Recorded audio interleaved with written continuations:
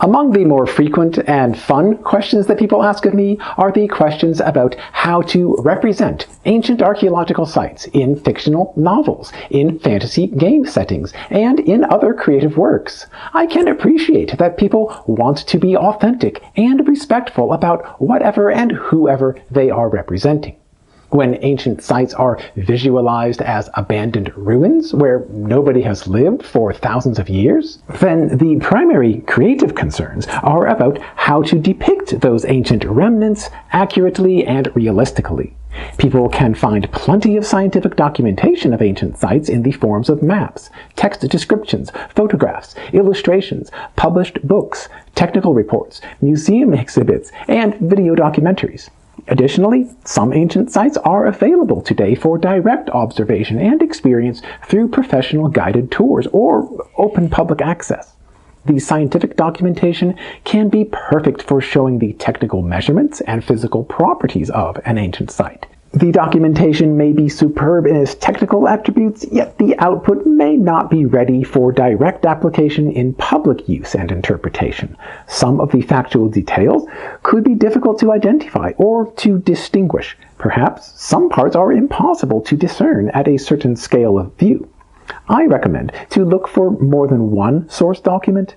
Even comparing a plain site map with just one photograph can clarify about aspects that were not obvious right away. If a few more photographs and diagrams can be compiled, then even more will be revealed. I encourage to search for documentations showing multiple scales and angles of view as a way to contextualize the site. Many scientific site maps and documents are lacking in their cosmetic appeal. For the purposes of an artistic product, they would need more attention to redesign in a different format, while still retaining the scientific accuracy. The positions and measurements of objects simply can be redrawn or input into another system. In my work, I like to see how professional artists and content creators depict ancient sites and ruins, and then I can learn about the qualities that are effective or expected in an artistic representation. Framing and composition, color palette, contrasting elements, size ratios, and other design principles usually occupy little or no role in the original scientific documentation of factual measurements of a site.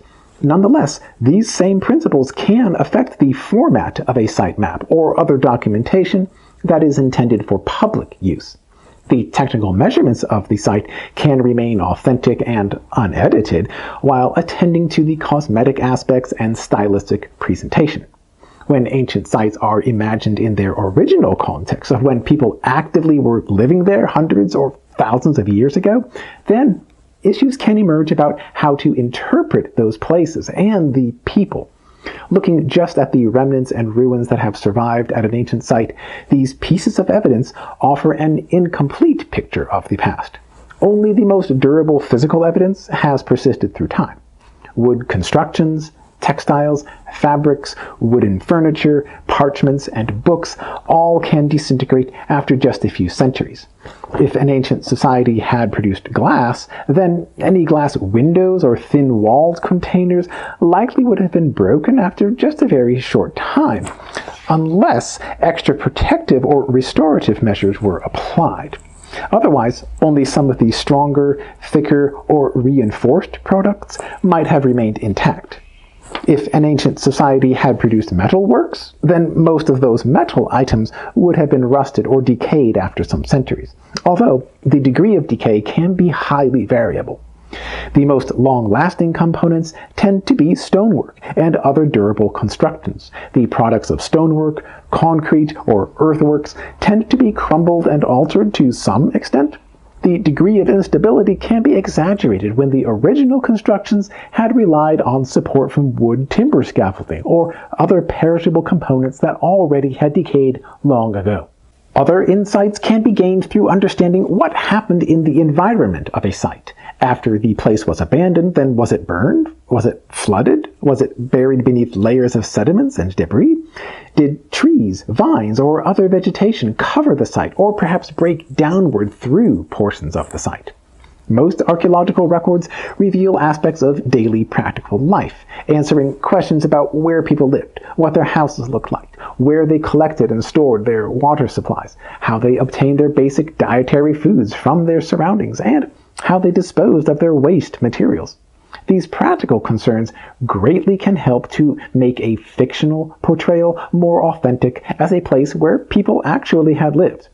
Most fictional and fantasy game themes involve special contexts, such as at a royal palace, a religious temple, or a ritual complex. These special contexts, of course, do exist in archaeological site ruins, but they represent a small portion of the total archaeological record.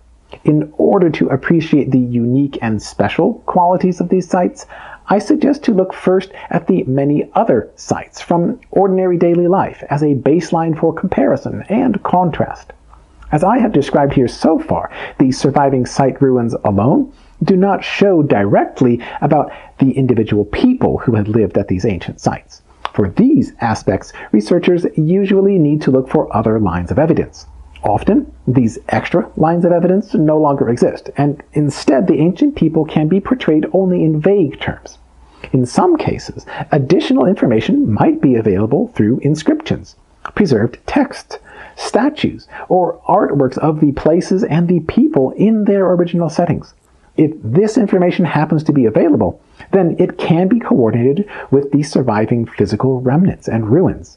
Many fiction novels and fantasy game settings make good use of these extra references, such as in scenes from classical Bronze Age, Iron Age, or medieval periods. The authenticity starts to deteriorate in settings without much of these additional lines of evidence. Throughout the world, people still live in the general regions of ancient sites, and they may even be the modern-day descendants of the ancestors who had lived there long ago. In these cases, the modern-day knowledge, language, and traditions can bring more life into understanding the ancient sites. I still would encourage to contemplate about the relationship between the ancient and modern contexts, specifically in terms of what aspects have changed versus what aspects may have remained stable through the last centuries or millennia. I expect that ancient archaeological sites will continue to be popular in works of fiction and fantasy game settings. In my view, I distinguish two major categories of these depictions. One category involves describing the physical site remnants or ruins in the condition after being abandoned for a long period of time. Another category involves interpreting the ancient context during the time when people originally had been living there. In any case, the archaeological records can establish the basic parameters for how to portray these ancient sites, possibly augmented by other lines of evidence. What are your thoughts and experiences about depicting or visualizing ancient sites? What issues are most concerning for you, and how would you resolve these issues? Thank you for watching here. I will see you in the next video.